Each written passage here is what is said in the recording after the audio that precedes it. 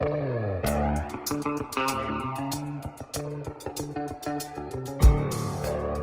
locomotives were a staple of commuter trains in New Jersey in the 70s, the 80s, and the 90s. This locomotive is the first of what we would consider modern commuting in New Jersey. U-34s were part of a huge reinvestment in commuter rail.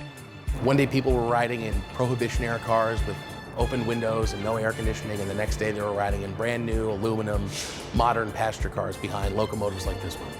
There are very few locomotives anywhere that were never meant to leave New Jersey, that were meant just to serve the people who lived here, and this was one of them. This locomotive and locomotives like it are not arbitrary.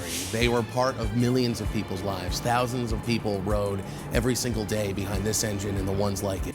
Our goal within the next few years is to get the engine running under its own power. In the years after that, our goal is to eventually get it to a point where it can pull passenger trains, pull excursion trains. Eventually, the goal is to have it as a reliable locomotive that can run it in service on a regular basis.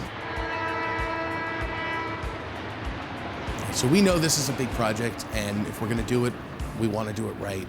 So we want to put this engine in the hands of experts, which is why we call it FMW Solutions. FMW is a railroad contractor and consultant that does work all over the country, and specifically they have expertise in exactly this type of locomotive. So what they did for us is they did a full evaluation of the entire locomotive, inside and out, mechanically, electrically, cosmetically, to give us a good idea of exactly the type of work that needs to be done. Not only did they find what our challenges are going to be, but more importantly, they told us that this is absolutely a project that's within our grasp. This is something that we will see run again.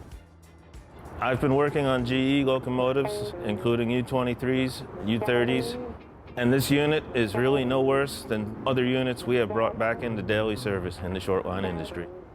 Today's inspection found 3 large hurdles that we're going to have to solve. There's been vandal damage to the high voltage wiring, both under the carriage and in the cab. There is damage to the low voltage system from weather, and there is some damage to the prime mover that actually happened while it was still in service. The only thing on this locomotive that would be a huge deal killer is if there had been block damage, crank damage, or alternator damage, and they all checked out fine in our inspection today. A project like this is going to be extensive, so you can read exactly how extensive that's going to be at our website, urhs.org. When you're there, you can read the full mechanical evaluation that's been done by FMW Solutions. And while you're there, you can donate, because ultimately it's going to be the donations that get this project done. I am pleased because it is in remarkably better shape than it appears. A lot of railroads would have actually scrapped this unit, declared it unusable, unrepairable, even though it actually is. I'm actually encouraged after today's inspection. I am very confident that we can get this unit running again.